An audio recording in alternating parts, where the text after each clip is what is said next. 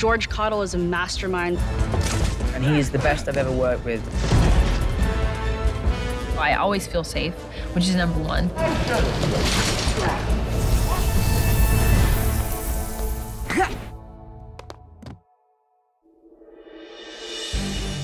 So we had 8 or 9 weeks of prep and rehearsal, and we put all of these fights together, and we tried to keep the tradition of what the fights and what the bad guys would normally focus on alive with that element, but also put our spin on it. George's whole team just have such a physicality that bring our story to life. And 3, 2, 1, action. Obviously, wires play such a massive part, but the hard thing for wires with us on this is we had to put some 6, 7, even 8 characters on wires at the same time, and they all had to be very unique to their own character. We couldn't just hang Doc Ock there and hang the Green Goblin there, because it's like, no, they move very differently, and the Goblin moves around on his flyer. So we had to make sure that when we were doing wires with him, that it played uniquely to his movements and his character. And that was one of the hardest things for us, was to make sure that we had all of those components together to make sure that the character was represented correctly from the wires and from the way they put the fights together. Told you I never want to do this ever again! MJ, I'm so sorry, but I can't see anything with your hand in my... I'm sorry. We have an incredible team of people who make sure that we are very safe. It's like, whenever in the world will I be able to experience this stuff? First day we had Zendaya with us was her jumping off a bridge in New York for the opening sequence. We had a scissor lift 55 feet in the air. We had 2, 100-foot cranes above her. Yeah, my first day of shooting was like, okay, we're gonna lift you up on a cherry picker and you're just gonna jump off. And I was like, well, this sounds familiar. We had the camera right next to her on a high-speed winch. We had her on a decelerator. She did nearly 50 feet of free fall and 9 feet of deceleration to a mark, and absolutely perfect. What are you doing at work today? Oh, well, I just put a harness on and jumped off this thing. Yeah, Stuck it.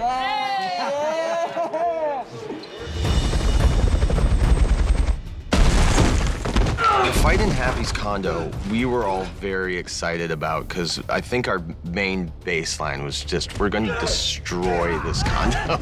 They're going through buildings, they're crashing through walls. One of my favorite sequences in the whole movie. The Green Goblin is super strong, and he can take the abuse and the violence from Spidey. So that was a really interesting and exciting avenue for us to explore. You have Willem and Tom doing a lot of their own stunts and wanting to be part of the physical process. We wanted to make a Spider-Man fight that was violent, that he's going through walls, Goblin's going through walls, we're going through floors, and we just wanted to make it as big as it could be, as well as really play that Willem is a demented, evil character.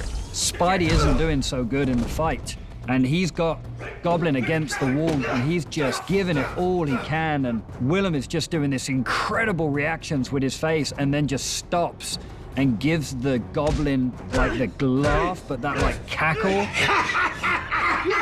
And everybody on set just stopped. It kind of made your hair stand on end. Whoa, that was so scary. All right, guys, focus up. You feel that? When you get to a third act battle in any film, you want it to be satisfying. It's a level of emotion, I think, that will rival the level of spectacle.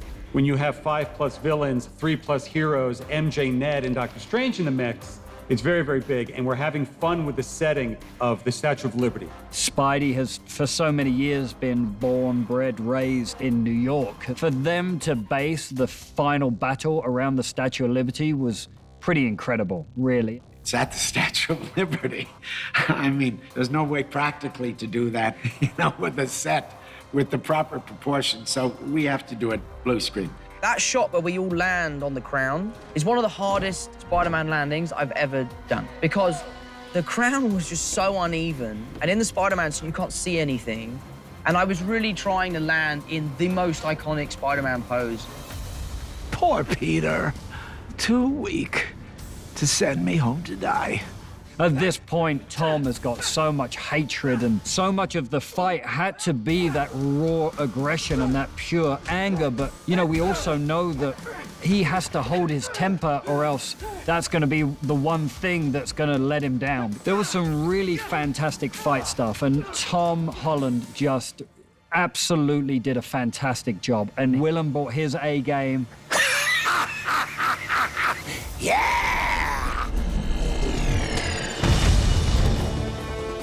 I love George, and I have never once been injured.